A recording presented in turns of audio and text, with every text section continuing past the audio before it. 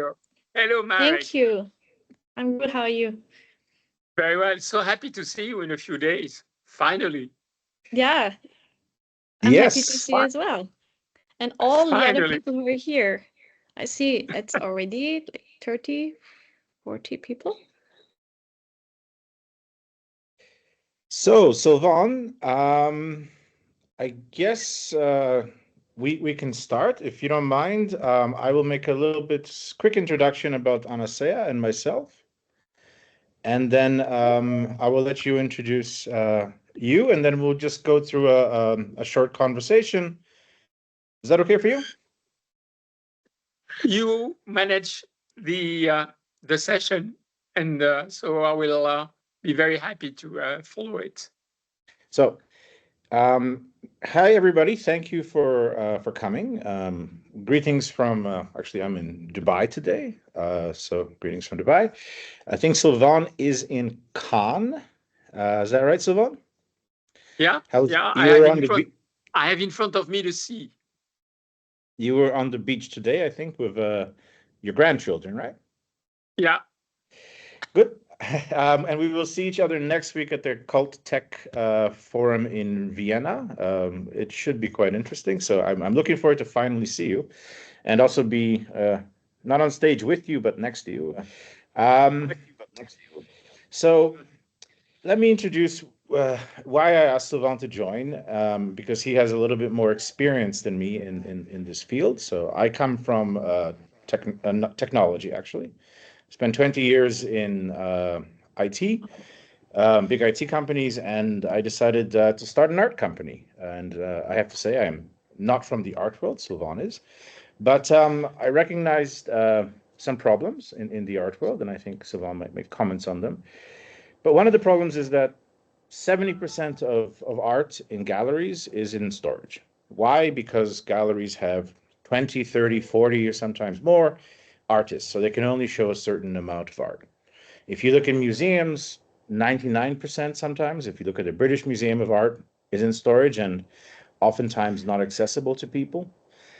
But just having and Heidi, you can turn off the sound, just having a website and just putting your art on a marketplace is potentially not the easiest way to get discovered as an artist. So as Anasaea, we decided to find tools for people to potentially get discovered. And we've been working with people like Sylvain, we've been working with museums, we've been working with artists, and by now we have, I think, something close to 55,000 artists on our platform. We have over 10,000 collectors, we have brands, we have governments, we have private collections, we have institutions. And we are trying to potentially help artists go beyond just being online, because just being online in today's world is maybe not enough, because we have a lot of different tools. Music has already transcended this. I mean, music started 30 years ago. If you remember, 30 years ago, on records, then it went to tapes, then it went to CDs, then it went to downloading music, and then it went to streaming. But you can still go and see your favorite musician. You can still go to a show. Theater has done the same. I believe personally that art hasn't gone through this revolution properly yet, and it's about to. So that's a little bit about. We're already 52 people, and we started very, very on time. So hi everybody. Somebody said they cannot hear anything. Can you guys hear me? I can hear you. Okay. So as Anasaea, we are trying to create tools to help artists, collectors, museums, institutions, galleries brand themselves and join the digital revolution. So that's very quickly about us and me. Sylvain, he's been a collector for I don't know how many years, many, I guess. He's also a speaker. I think this 2 months he's been in China, he's been in Saudi Arabia, he'll be in Vienna, probably he spoke in Paris as well.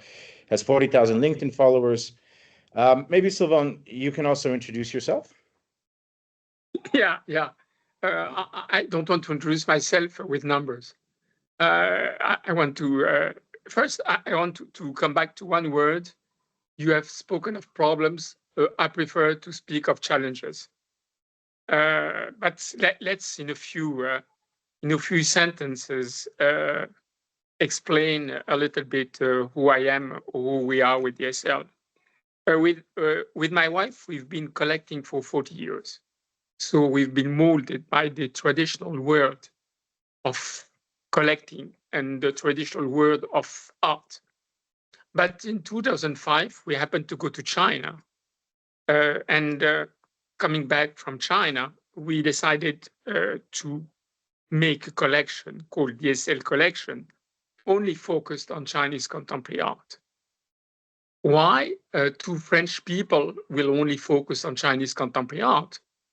It's more, we decided that since art is the mirror of a society, we wanted through the contemporary art, Chinese contemporary art, to, I shall say, to mirror the huge transformation that China was experiencing at this moment. So this was the beginning of the DSL collection. The other thing which was very interesting at this moment, we decided that for the first time, we wanted to share the collection with the public. I want to be very clear. I totally respect people who consider that their collection should not be, I shall say, become public. It could be your garden zen, and you wanted to keep it for you.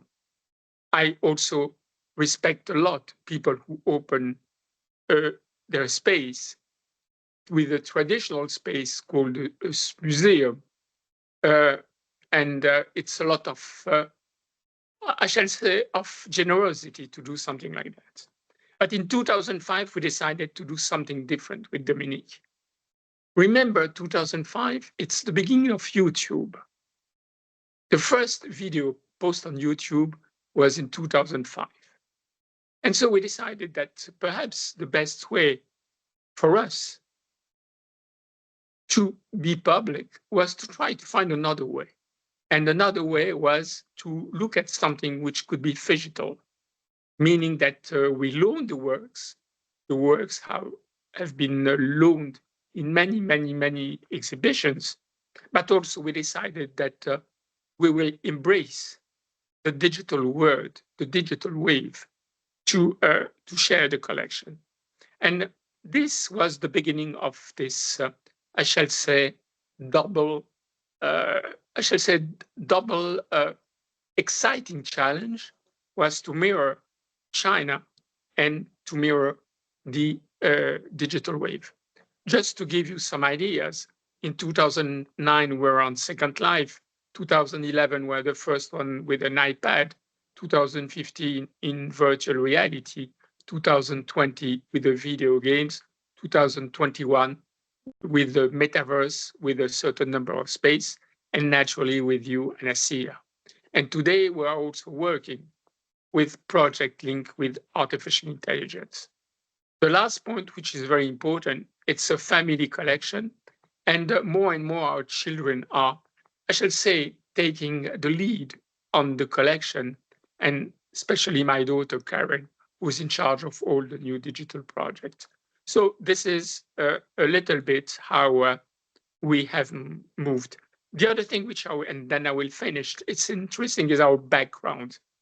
Dominique and myself were coming from the fashion and the luxury industry. So for us, art is also linked in a certain way with the fashion and the luxury industry. So this is a little bit a short presentation of 40 years of collecting. Thank you, Sylvain. And it's been an experience working with you. And I'm also enjoying working with Karen with the new project, which I won't mention because I'm not allowed to. But I think it'll be very interesting. So I have some questions for you, and let's keep an open conversation. And if anybody has questions, also please do text. And Heidi, please do just poke me if there's anything. Actually, Heidi's in the other room, so she's not that far away. How do you think finding art has changed with like the rise of social media, digital tools, and platform? How do collectors find art now versus 8 years ago or 10 years ago? I think that before answering to this question, I think that the most important thing is to look at the context in which we are living. You know, Marek, I was born 100% Homo sapiens, but since 2000, I should say since the beginning of this new century, and especially since the beginning of the iPhone, I'm now 80% or 70% Homo sapiens and 30% Homo numericus. It's very important to understand that before going into this debate, we have to take into account the fact that the human being is changing. And it's very interesting. And I was looking at some numbers. You know that today, for instance, 44% of the millennial discover art on Instagram. 23% of the US consumer find it on social network art, and just 20% in museums. So you must understand that today a digital approach to discover art is becoming something very, very common. And naturally, it will be done in different types of platform. It will be done in different ways. But today it's becoming very, very common, I shall say, to look at art on a social platform. This is my first reaction to your question. So you wrote an article recently on LinkedIn, which actually I also shared of the Anasaea community, and you referenced Jeff Koons, and you said he, or maybe not him, but many artists who are branding themselves are not painting necessarily for a gallery, they're painting for themselves. I think that's how you said it, and you can correct me if I am wrong. What is the difference, in your opinion, to paint for a gallery who will promote you versus to paint for yourself as a brand? And I do understand that some people do not want to be branded and they want to have their zen, as you said earlier. But how do you see that as a difference for somebody who would like to make a career in terms of a financial career in art? It's a very I should say not difficult question. There is no difficult questions. But I think everybody has his own way to look at his life, and everybody has his own way to look at art. I think that someone has changed the vision of art was Warhol. Warhol, he didn't have a studio. He had a factory. And for him, making money was something as part of the life of an artist. And the success of an artist was when he was making good money. So this is something very important already, is to understand that art is also a way of making a living. Art is also a business. The other thing which you May I said, interrupt you for 1 second, Sylvain? Yeah. I have to agree with you. So the music industry, the whole music industry, all of the Beyoncés and Taylor Swifts and also local musicians, it's a $35 billion a year industry, just selling music. Art is a $65 billion industry. It's almost double. And that does not include museums and private collections and institutions. So it's a very huge industry, which is, I think, personally speaking, still dominated by a few people who, in my personal opinion, make a lot of money off of the artists. Sorry to interrupt you there, but I just wanted to make this point because I really believe that this industry can transition for good for the artists versus just the institutions. Okay, we can discuss this perhaps a little bit just after, but I want to come back to what you said. I said you were speaking of a branded artist.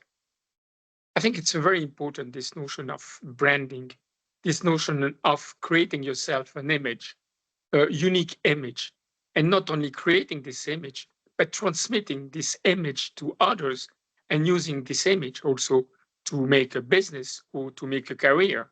or to make, I shall say, give a meaning to your life. I know, artists and the art world from time to time have, I shall say, it's a kind of hate game. I love you, but I hate you, with notions of branding, notions of money. But I think we have to face the reality. Let's take, for instance, for two artists who have became very, very famous. Damien Hirst. Damien Hirst is really the example of a branded artist. But he's everywhere. He's in private collection. He's in museums. He is in collaboration with the luxury industry. Take another example of Murakami. Murakami is not only a branded artist, but he also created a company, Kaikai, where he also promotes artists.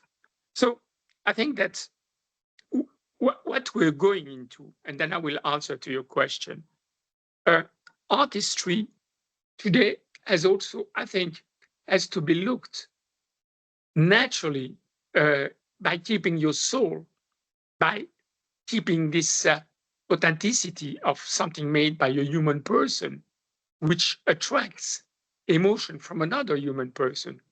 But also, I think that if you want to resonate with your time as an artist, you have to look at yourself also as an entrepreneur. I think this is very, very important. On the way I look at today, artists who really have succeeded or really have a career, a long career.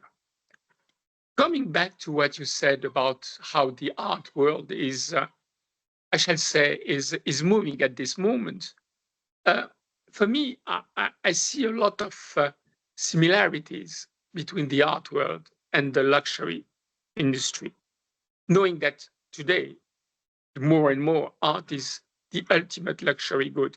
Look at what's happening today. The luxury industry is controlled by, I shall say, merely three big groups, LVMH, Vuitton, Richemont, and Hermes and Kering, let us say four. The art industry is more or less in the hands of a few galleries. The art industry is in the hands of three auction houses. If you look at the numbers, and I was very interested by the number that I had, do you know that, for instance, in a gallery, I was looking at the artsy, and I will just read you one number, which is very interesting. In the gallery, I think three artists make, I shall say, most of the turnover of a gallery. Three artists. It's coming from the artsy,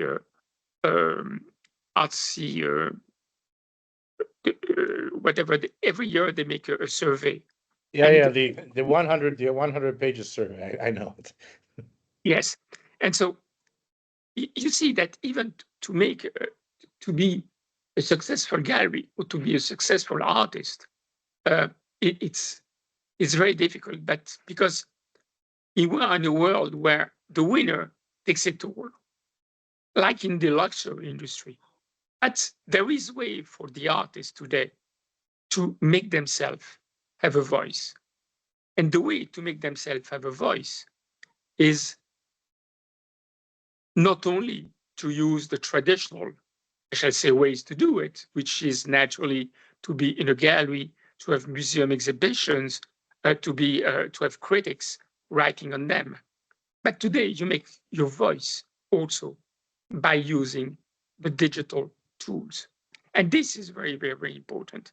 Today, if you don't use the digital tools, you will face a voice which will be small compared to what you can achieve by having a presence on digital tools. This is my conviction at this moment. So going back to numbers, the art world is $65 billion, controlled by a few auction houses, by a few galleries.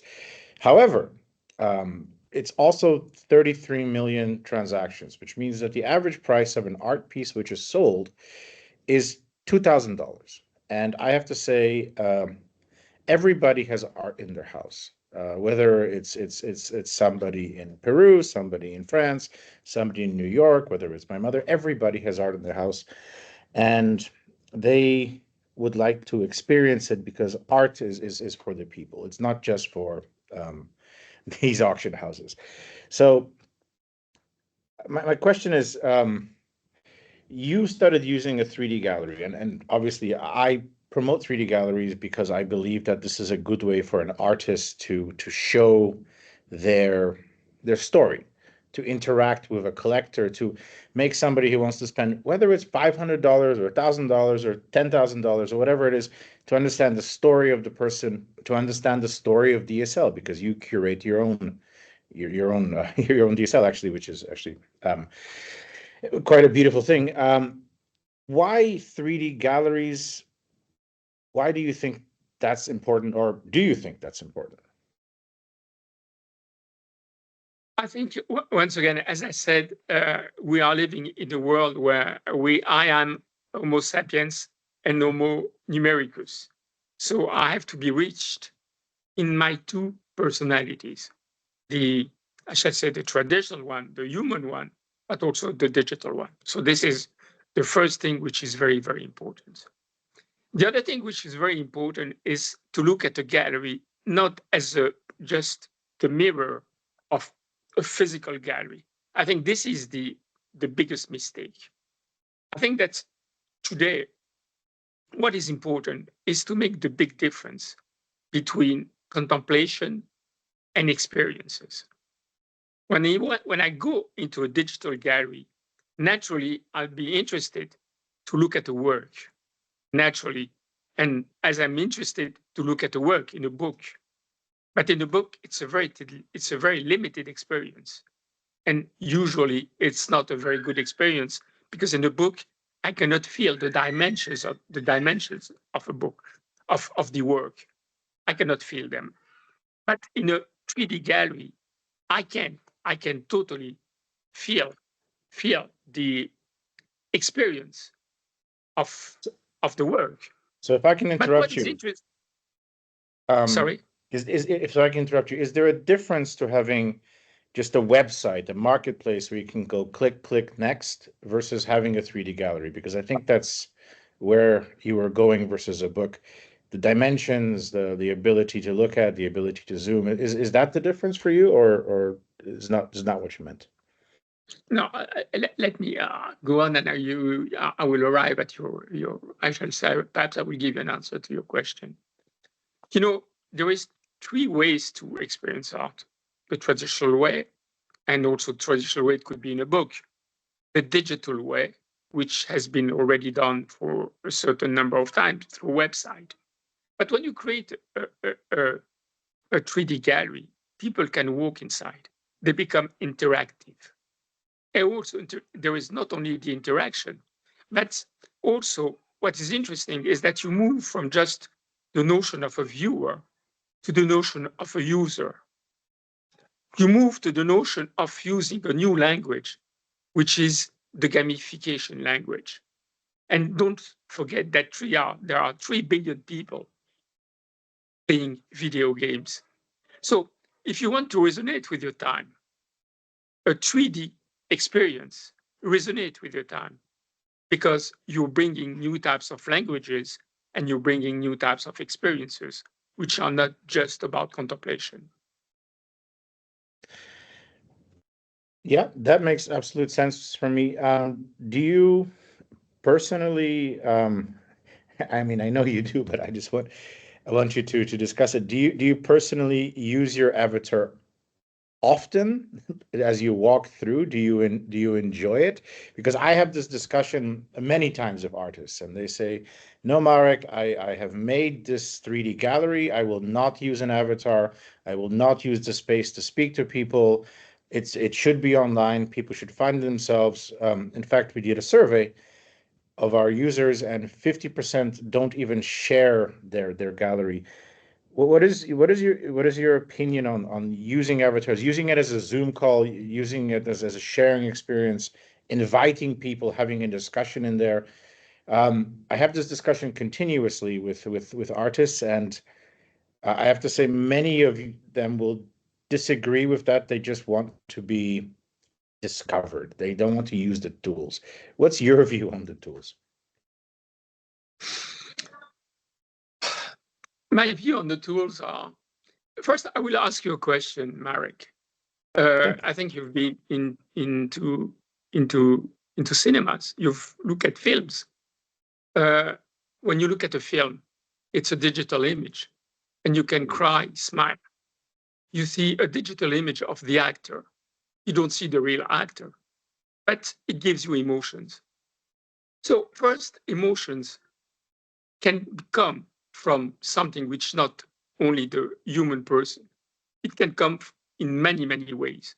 You can have also emotion when you read a book and when you find yourself in the shoes of the author, of one of the people of the book. So the question of being by myself in person to have an emotion, I don't think this is the issue. The issue is that when I am with my avatar, I am a different person because I'm in different experience. You know, when people play video game, they put themselves in the, I shall say, in the skin of the, the video game. They can be a player, a football player, they can be whoever, they can be James Bond, they can be, and they accept to be this person. So I think that avatar should be taken as they are, as a way to experience, as a way to meet other people. And perhaps in the future, the avatar will really looks like myself. But you will notice something very interesting. In a platform like Fortnite, where people can choose their avatars, they very seldom choose their own avatar. That's true. Very often, if you're a man, you can be yourself as a woman, or you can be yourself as an animal. You never want to be yourself in the, I shall say, the virtual world as you are in the real world. This is something very, very important, is to understand that the avatar is yourself, but also a different yourself. So we've introduced videos into Anasaea. So obviously you can put your art, whether it's digital or physical, but we also introduced the ability to have videos. And I personally think that, and please correct me if I'm wrong, that an artist can upload a video of them painting or them discussing if they don't want to meet as an avatar, but to give the collector or to give the art lover a bit of a feeling more of why they're doing that. What is your feeling on video and multimedia content and how that can help an individual artist, not maybe specifically like a gallery or advertising thing, but as an individual artist? Does that make sense for you? Yeah, everything makes sense for me. I think that what makes sense for me is when you use this type of tool to, I shall say, to tell another story with other ways to tell the story. And the more the story you will tell with rich tools, the more the story will be memorable. So for me, to use 3D sculptures, to use videos, to use music, is something which makes the experience enhanced compared even to the formal experience, to the normal experience. Sorry.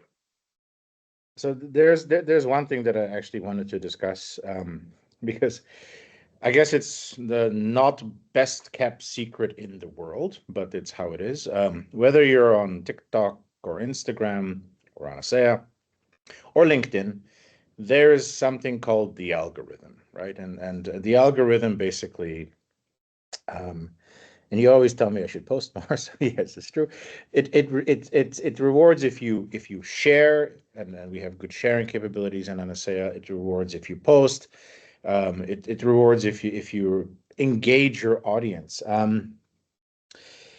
I find that this is something that I don't do enough.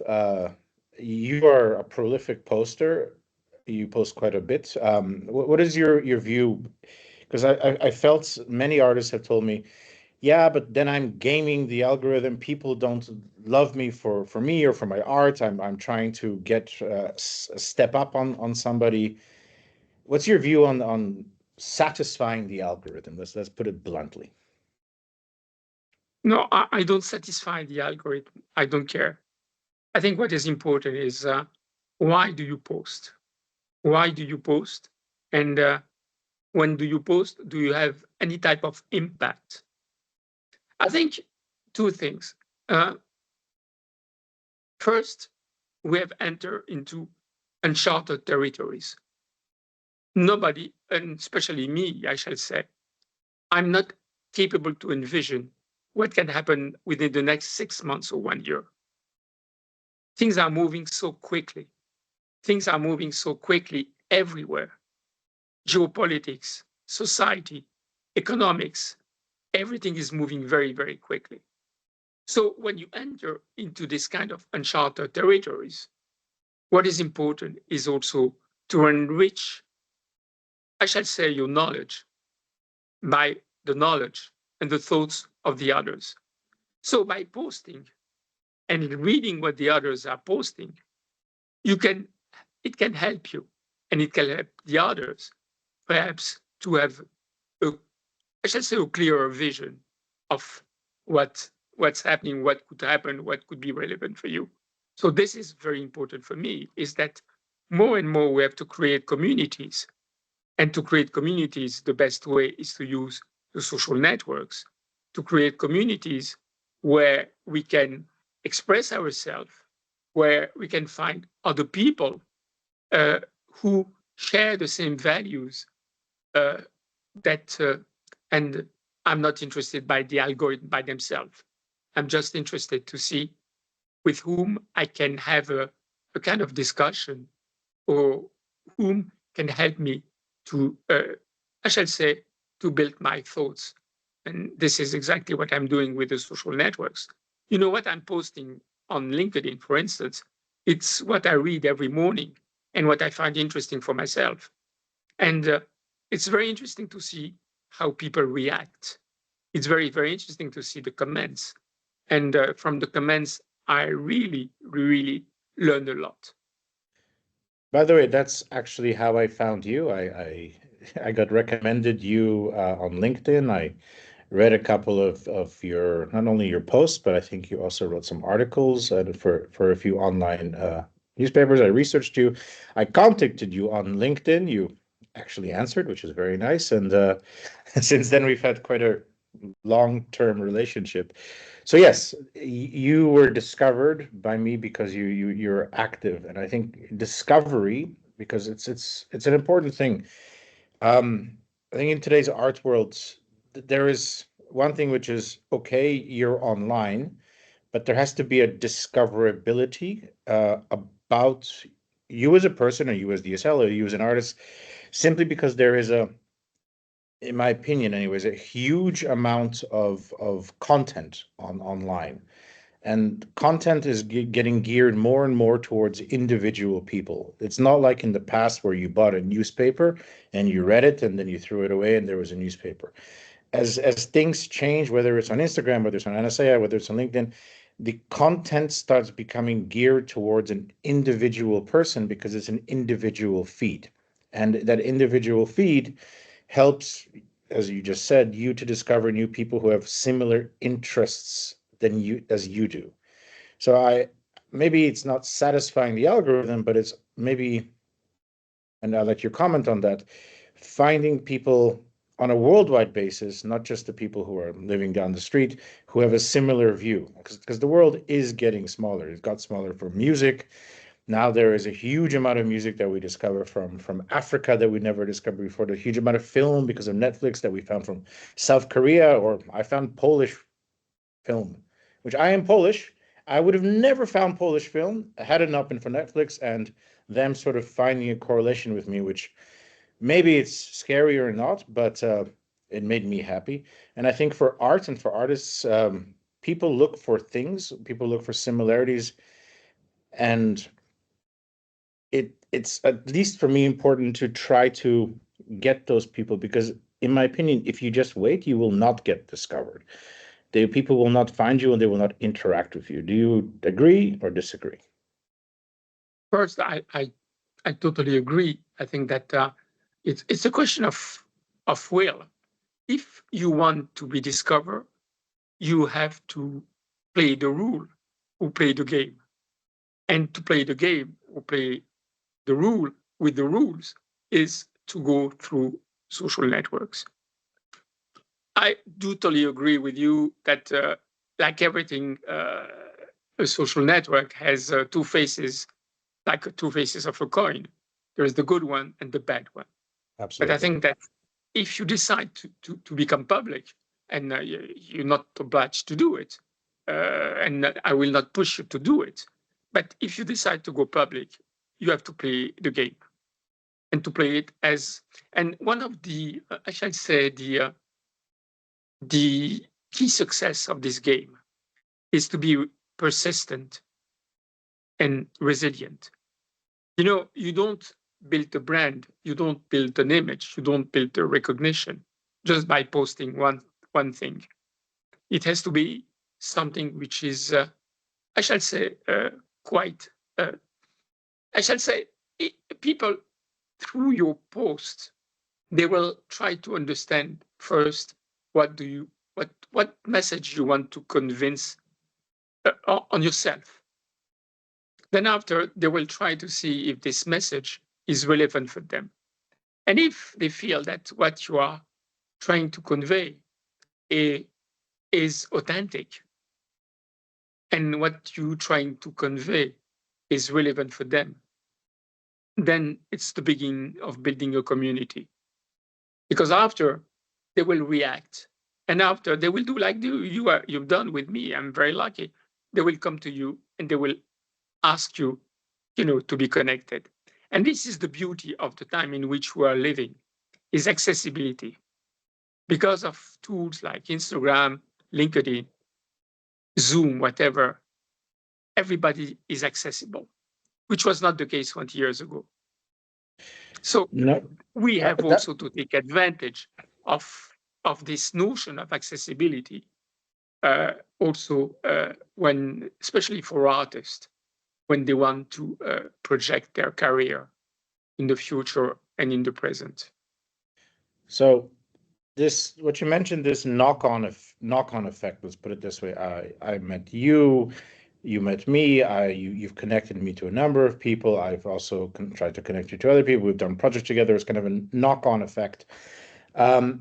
I've always tried to, because of the tools that we've built, I've always tried to convince, to your Zoom example, artists to use their 3D spaces like their gallery, like their home, the way they present things, but to have events in them, to invite people to have a vernissage or an artist talk, or to have regular opening hours, whether it's once a month for 1 hour where they are there. And often I've heard, yes, but I can only invite the people in my circle. My argument is always, no, you can. That's the first step. Of course, you invite the people in your circle, but then the people in your circle, they speak about it and they speak about it and speak about it, and eventually your community grows.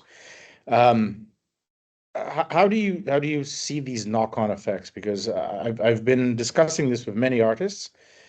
Very few, like 30% would like to do it, and they do. And 70% they just make their 3D gallery and they go, no, I'm not going to invite people into the space because I don't want, I don't have enough people to invite. What's your view on that if you want to be a professional artist who really wants to make a career financially out of this? Very specific question. Once again, everybody has its own way to look at himself and his career, and so I never give any type of advices, and I don't have any rules to share. I do believe that what is important is to be efficient. If you decide to be public, if you decide to make a living out of something which is called art, you have to do it as the best as the way you can do it. So if you restrict yourself, I don't think it's a good way. I think that, on the contrary, don't look at that as problems, but look at that as challenges.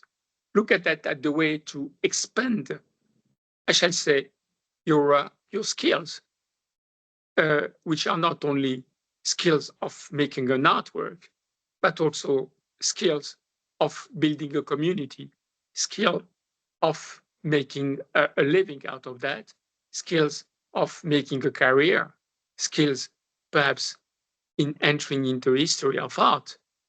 But once again, it depends on what you want to do and who you want to become.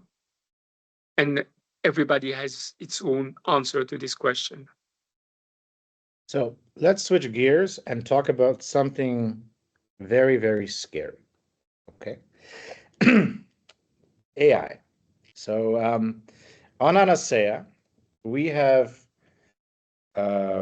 implemented something with Unity where it's impossible, or nothing is impossible, but extremely difficult to copy the art, to scan my website, to scrape it, to use it.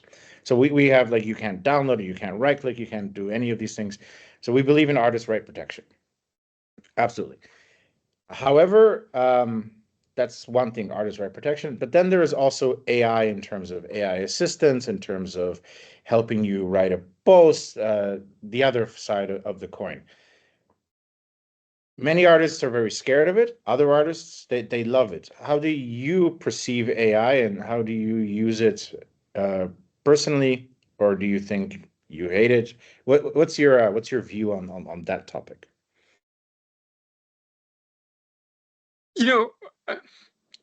Once again, that topic is the same problem that we had with all types of innovation or technology, whatever. You can take a car and kill someone with the car. The metaverse can be the worst place in the world, but also perhaps the best one. It depends on how you use it. Artificial intelligence will be the same thing. Internet has been the best place in the world for many, many years, but now it has its darker, or its dark side. I think that every time you bring something new on the table, you will always have to be very careful on how you use it and who you use it. I think that artificial intelligence is, for me, a tool. A tool. You know, uh, I just want to tell you something. I do believe in the way that artificial intelligence can make us, I shall say, perhaps, I shall not say better, but perhaps to make us, as a tool, uh, enrich in a certain way our life. But I'll be very clear with you. You and me, we are the product of 4 million years of evolution of the human being. You, in your DNA, you have 4 million years. My grandson, who is 3 years old, have 4 million years behind him in his DNA. Artificial intelligence have 4 years. So for me, I cannot compare the two. And I will never compare the two. So artificial intelligence will be used as we have used all the technology, as we have used all the progress that we've done in biology, but never, never I will put on the same level what a human being can do and what an artificial intelligence can do. That's my point of view. So I would like to also discuss with you, because I know you're a big fan. and DSL is absolutely, DSL collection is absolutely stunning in this level. So we as Anasaea, you're able to have us on an app, so you can have us on your phone, which means you can send your 3D gallery and show your 3D gallery at lunch. That's nice. You can have it as 3D web. I believe in 3D web. Why? Because the world is 3D. Why should the internet be 2D? It makes no sense.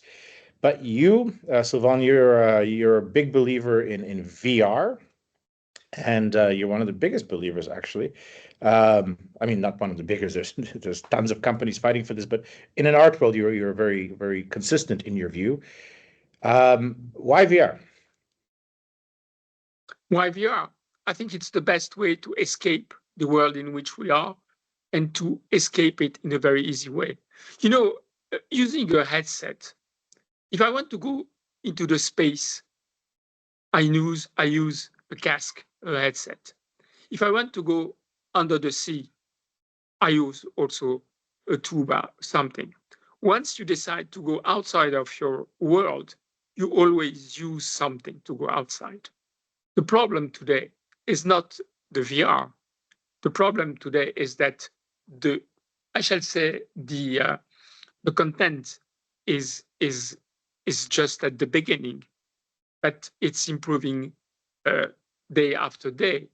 And the hardware, it's still not enough friendly.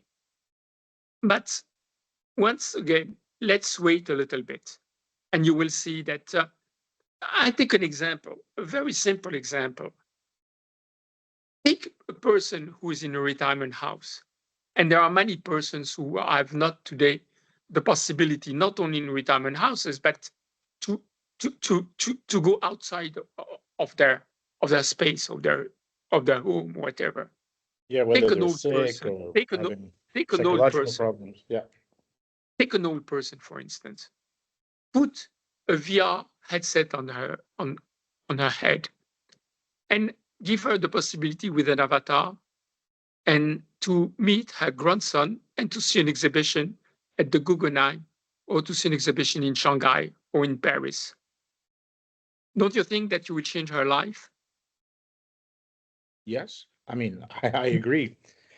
Don't you I think? Don't you think that by doing something like that, you create a new business model where instead of having 500,000 visiting an exhibition of Da Vinci, you can have 10 million people paying $5. Not only that, but I think if you digitize all the art in the British Museum or in Orsay or pick your space, and you allow that 99% of the art or the art which is also in galleries to be shown to anybody in the world, that can create a community effect in an immersive way. And actually, you were just recently, I think, in China, and to completely change the topic just for a second before we go back and finish up soon, because we said it's going to be an hour. Tell us about immersive spaces. You were, I think, in China. You were in Saudi. You're a big fan of immersive spaces. What is your view, and explain what you saw there, because that was an interesting story for me. I think that once again, all that what I'm telling is just a personal approach. I don't have the truth. I think that the future of museum is a borderless museum, a museum which inside the museum with immersive space make the museum goes outside, and also where the museum can be reached outside through, I shall say, a digital or virtual experiences. I think this is the future of museums. You know, I was listening, I was a little bit shocked, to tell you the truth. I was just reading an article on the LIKEMA in Los Angeles. It cost $800 million. $800 million. It took 8 years to be completed. And we are not sure that the surface of the exhibition will be much higher. 8 years, 8 years, $800 million. If 10% of this amount was dedicated to create a virtual LACMA, I think they could have reached more people and they could have done something which could resonate more with its time. But it's an example of how we have to move from traditional models and to not to, and what is important, we have to keep them. I go with my grandson every week to museums. I love museums. They are rooted to our heritage. We have to protect them, but also we have to make them resonate with our time. Otherwise, we are in a kind of Jurassic Park situation. So I believe in digitalization. I believe medical records are digitized, books are digitized, financial records are digitized. They're able to be distributed in a way which obviously makes sense for their particular industries. I believe that museums are just not digitized. I believe our cultural heritage is not digitized. I believe in the current situation where we have, wars in Ukraine or Gaza or wherever it is, there's things which are being lost, which should have been digitized earlier. And I believe in the fact that we should preserve our heritage. So I fundamentally agree. And I do fundamentally agree that, yes, we should physically go there. The phygital thing is very important.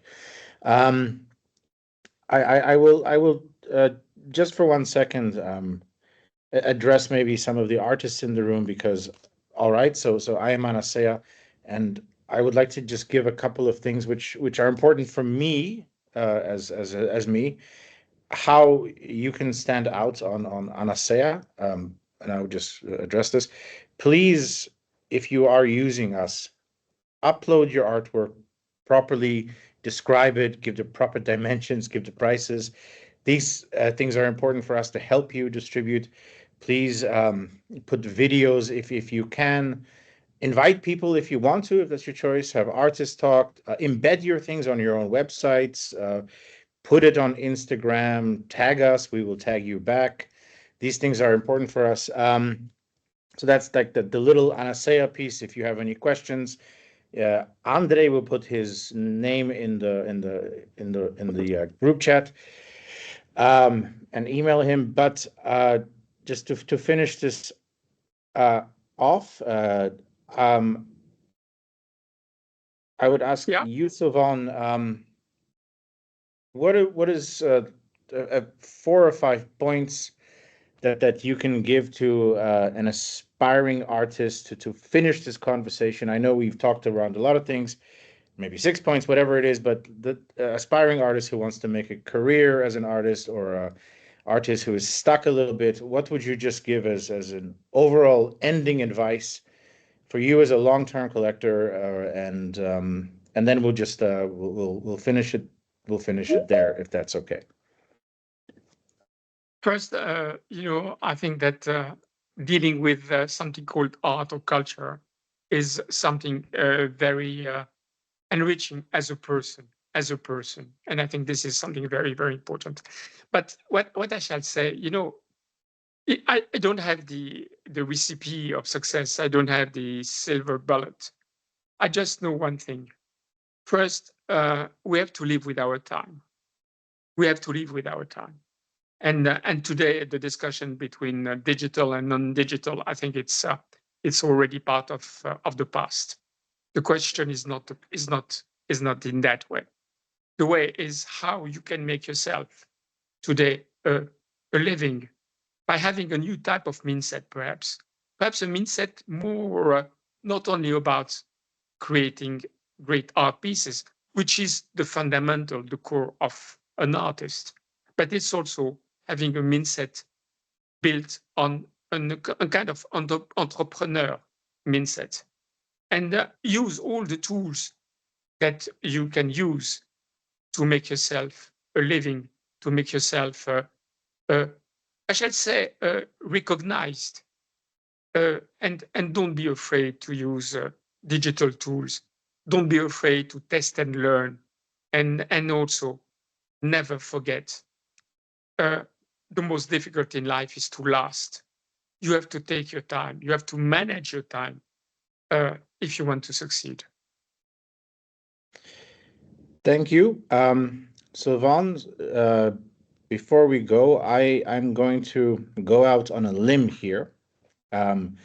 So Andre, if you can please post number one, the DSL collection link here, so anybody can visit it. It's a wonderful collection, and I will invite everybody there in a few weeks if Sylvain agrees to do a little bit of a tour.